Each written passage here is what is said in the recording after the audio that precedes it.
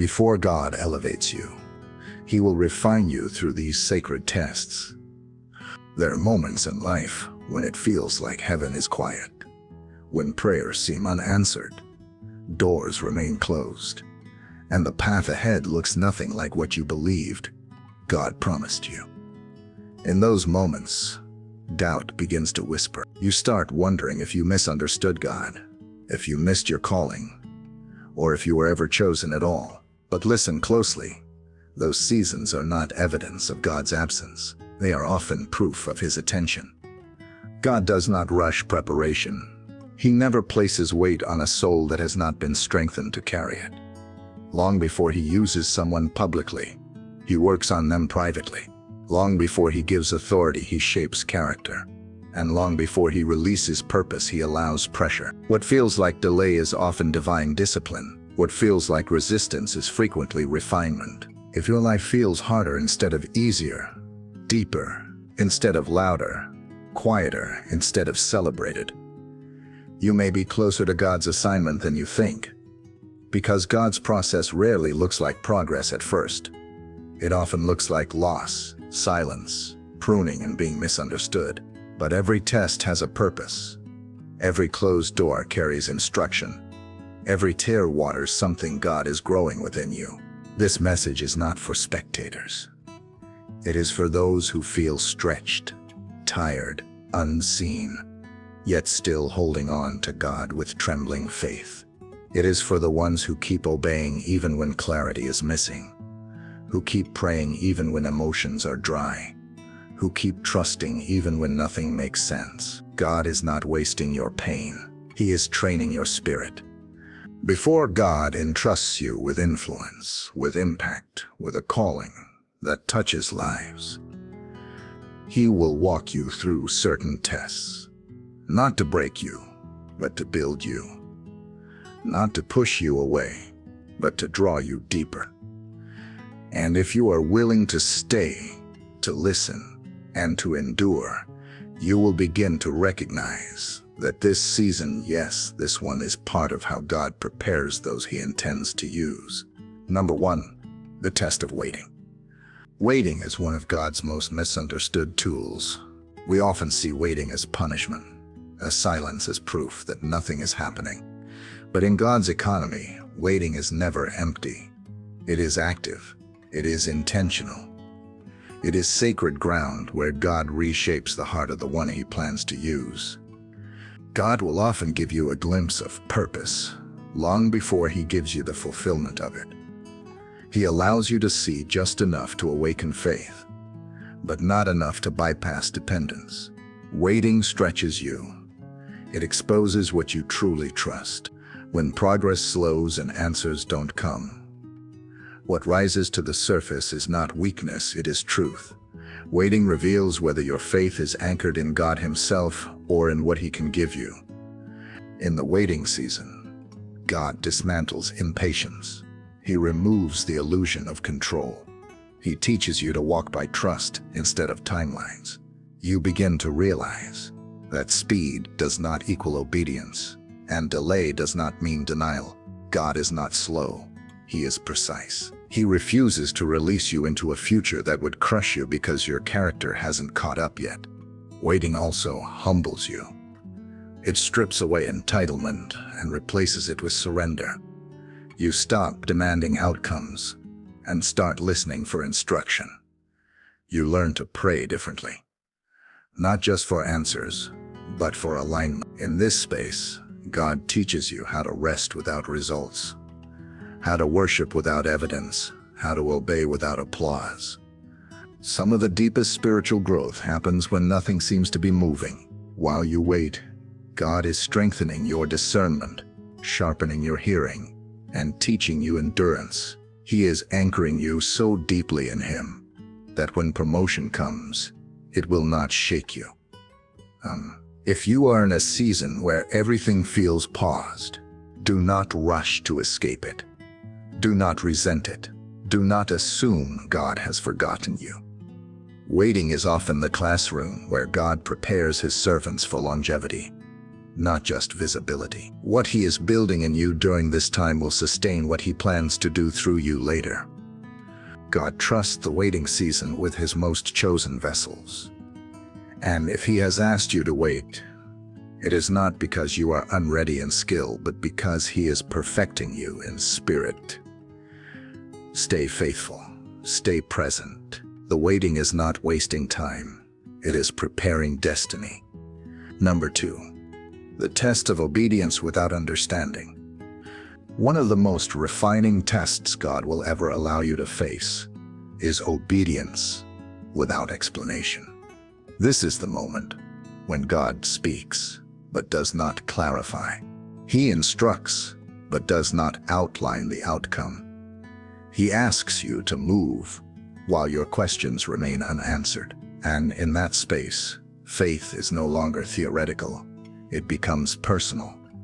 God often withholds the why to protect your yes.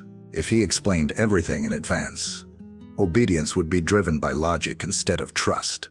But God is not building a relationship based on calculations. He is forming hearts that respond to His voice even when the path feels unreasonable. True obedience is not proven when the instruction makes sense, but when it costs you comfort, reputation, or certainty. In this test, your mind wrestles while your spirit listens. You are tempted to delay until clarity arrives. But God is watching to see if you will obey before understanding catches up. Many blessings are delayed not because God is silent, but because we demand explanations He never promised to give. Obedience is not about knowing the destination. It is about trusting the guide. This is where surrender becomes real. You learn that faith is not agreeing with God. It is yielding to Him. Obedience without understanding requires humility, because it acknowledges that God sees what you cannot. His perspective spans generations. Yours is limited to the moment. When He asks you to obey, He is already standing in your future, aware of the consequences you fear and the grace you will need. In seasons like this, obedience often looks small, quiet, and misunderstood by others. People may question your decisions. They may think you are foolish or overly spiritual. But God is not looking for consensus. He is looking for loyalty. He honors the heart that says yes in private long before He rewards it in public. If you are walking through confusion, but still choosing obedience, you are passing a crucial test. God is shaping your spiritual authority. He is teaching you to recognize His voice above your own emotions, above public opinion, above fear. One day, when clarity finally comes, you will realize that obedience itself unlocked it. God does not always explain His instructions, but He always confirms His faithfulness. Every step of obedience taken in trust becomes a foundation He can build on. Keep saying yes, even when you do not understand. Heaven responds powerfully to surrendered obedience. Number 3, the test of hiddenness and obscurity. One of the most painful yet necessary tests God uses is the season of hiddenness. This is the time when your gifts feel unused, your voice feels unheard, and your life feels invisible. You know there is more inside you, but God keeps you in places where no one seems to notice. This season can feel like rejection, but it is actually protection. God hides before He reveals. He buries seeds before He allows growth. In obscurity, He is not wasting your potential. He is guarding it. Visibility too early can destroy what maturity has not yet formed. God is far more concerned with who you are becoming than how quickly others see you. In hidden seasons, applause is removed, so intimacy can be built. You learn how to serve without recognition, how to remain faithful when no one is watching, and how to worship when there is nothing to gain. This is where God purifies your motives. He gently exposes whether your desire is for impact or attention, for obedience or affirmation. Obscurity also deepens your roots. While no one sees growth happening, God is strengthening your inner life. He is teaching you how to listen more than speak, how to pray more than perform, how to depend on Him rather than platforms or people. Hiddenness protects you from pride and prepares you for pressure. Many believers abandon their calling in this stage because they mistake silence for rejection. But silence is often God's classroom. In this place, you learn endurance, you learn contentment, you learn how to stand alone with God without needing validation to confirm your worth. If God has placed you in a quiet season, do not rush to escape it. Do not compare your path to others who seem more visible or celebrated. God's timeline is intentional. He reveals only what is ready to be sustained. When the time comes for promotion, it will be undeniable, and you will not have to strive for it. Hiddenness is not the absence of calling. It is the shaping of it. What God develops in secret will one day carry authority in public. Stay faithful in the unseen. Heaven is watching, even when people are not. Number 4, the test of rejection and misunderstanding.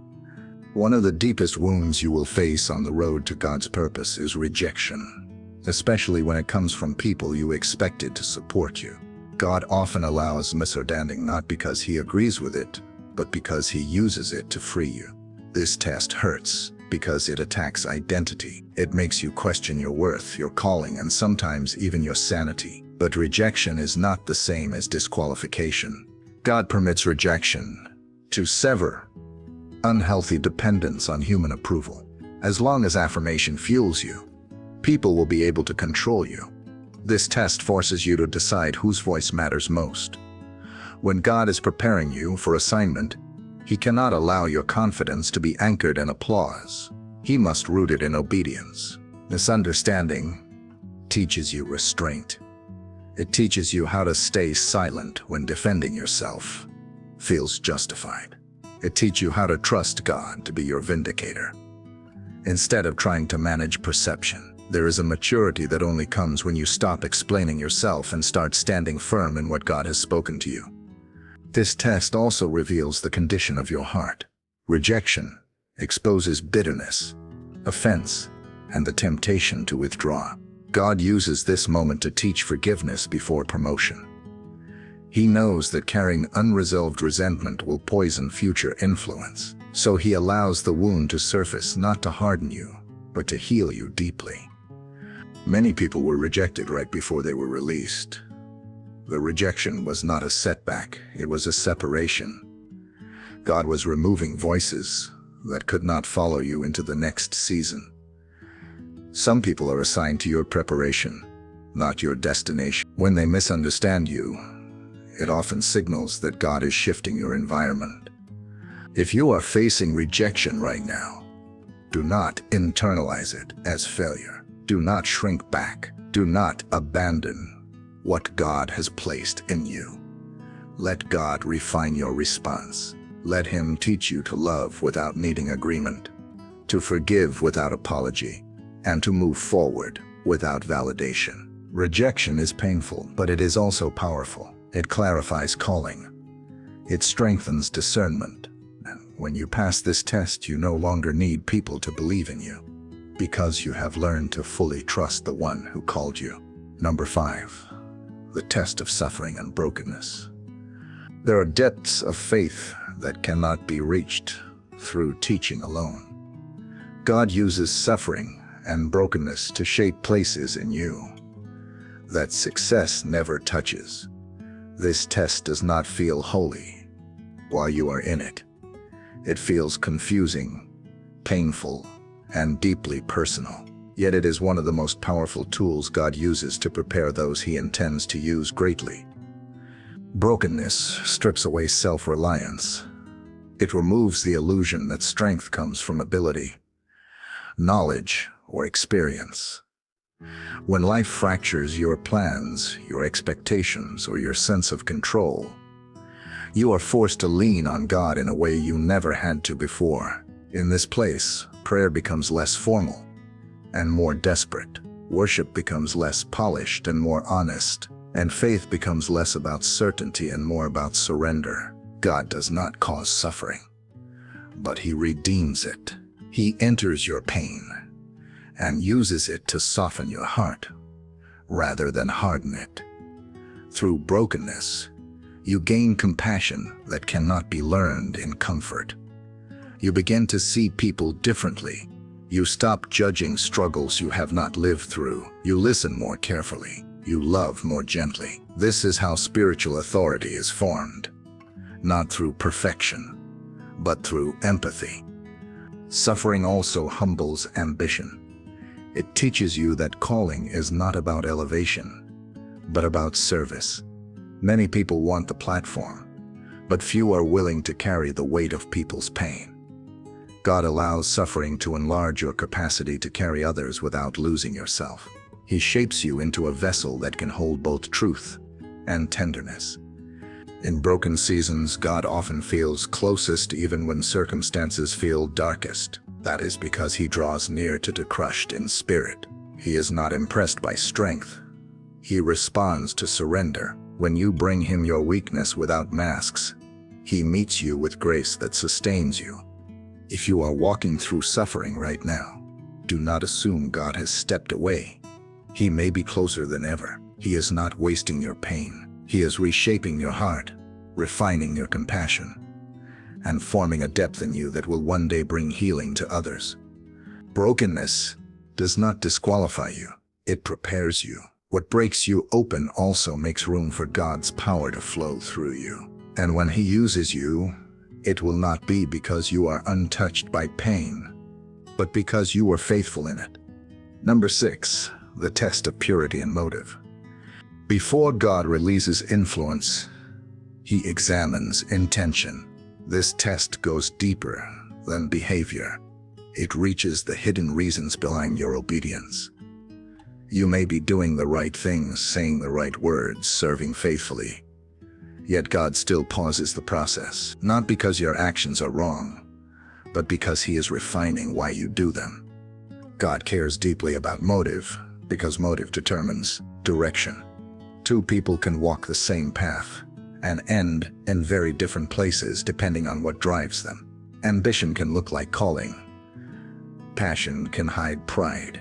Even sacrifice can be fueled by the desire to be seen. God gently exposes these mixtures not to shame you but to purify you. In this test, God confronts the craving for recognition. He reveals how easily spiritual gifts can become tools for self-validation. He allows delays that frustrate ego and seasons that humble desire. You begin to realize how much of your faith was attached to outcomes instead of obedience, to results instead of relationship. Purity of motive is formed when obedience continues even when reward is removed, when no one notices, when growth is slow, when promotion does not come. God watches closely in those moments. He is shaping a heart that serves Him for who He is, not for what He gives. This test also teaches you to surrender comparison. You stop measuring your progress against others and start measuring faithfulness before God. You learn that your assignment is not to compete, but to steward. God is not impressed by how fast you move, but by how clean your heart remains while moving. God delays purpose when motive is mixed, because influence amplifies intention. If pride enters the calling, destruction follows. If love leads the calling, healing flows. God refuses to promote what would eventually destroy you or others. His delays are merciful. If God is exposing your motives right now, receive it as love. Let Him cleanse your desires. Let Him reorder your priorities. When your heart is pure, your calling becomes safe. And when God finally releases you, you will know that your purpose is not about building a name for yourself, but about honoring the one who called you. Purity is not perfection. It is alignment. And God always honors a heart that is fully aligned with Him. Number 7, the test of faithfulness in small things. Before God entrusts you with greater responsibility, He watches how you handle what seems insignificant. This test is quiet, repetitive, and often overlooked, yet it is one of the most decisive. Faithfulness is not measured by moments of intensity, but by consistency over time. God is less concerned with how powerfully you act in public than with how steadily you live in private. Small things reveal big truths. How you treat people who cannot advance you. how you steward time when no one is watching, how you respond to ordinary responsibilities that feel beneath your gifting. These moments form the foundation of trust. God never builds lasting influence on unstable character. In this test, obedience becomes routine. There is no emotional high, no dramatic breakthrough, no applause, just daily choices to show up, to serve, to pray, to remain obedient, even when nothing exciting is happening. Many people grow weary here and begin to chase platforms instead of purpose. But God sees faithfulness where people see nothing. God uses small assignments to train endurance. He teaches you to value process over visibility. You learn how to remain committed even when results are slow. This is where maturity deepens. You stop asking when the next season will come and start honoring God in the present one. Faithfulness in small things also reveals humility. You no longer demand recognition to stay obedient. You understand that God's approval outweighs public praise. This protects your heart from pride when promotion eventually comes. If your life feels ordinary right now, do not underestimate it. God often hides his greatest tests in routine. The way you carry the small will determine how you carry the great. Promotion in God's kingdom is not about being impressive. It is about being trustworthy. When God sees consistency, he responds with confidence. He knows that what he places in your hands will be stewarded well. And when he finally expands your influence, you will recognize that it was built slowly, quietly, faithfully. Stay faithful where you are. What feels small today is shaping capacity for tomorrow. God never forgets obedience, especially when it costs you nothing but faithfulness. Conclusion. Before the anointing, there is the altar. If you have recognized yourself in these tests, take heart. This is not a sign that God is against you. It is evidence that he is working deeply within you. God does not invest this kind of attention in people he does not intend to use. Every season of waiting, obedience without clarity, hiddenness, rejection, suffering, inner refinement, and quiet faithfulness has been shaping something eternal inside you. The altar always comes before the anointing. Before God uses a life publicly, he asks for it privately. He invites surrender long before he releases authority. And often the very places where you felt most stripped are the places where God was building the strongest foundation. You were not being delayed, you were being prepared. Do not despise the season you are in. Do not rush what God is carefully forming. Heaven is not in a hurry, because heaven values depth over speed. What God is doing in you right now matters more than what you want him to do through you later. When the time is right, nothing will be able to stop what God has ordained. If you are tired, stay anchored. If you are confused, stay obedient. If you are unseen, stay faithful. God is not asking you to be perfect. He is asking you to be surrendered, and surrender always attracts his presence. Take a moment to reflect on which test you are walking through right now. Bring it honestly before God in prayer, without masks or fear. If this message spoke to your heart, share it with someone who is struggling in silence. Stay connected, stay faithful, and remember this: God never wastes a season. The process is holy, and your purpose is closer than you think.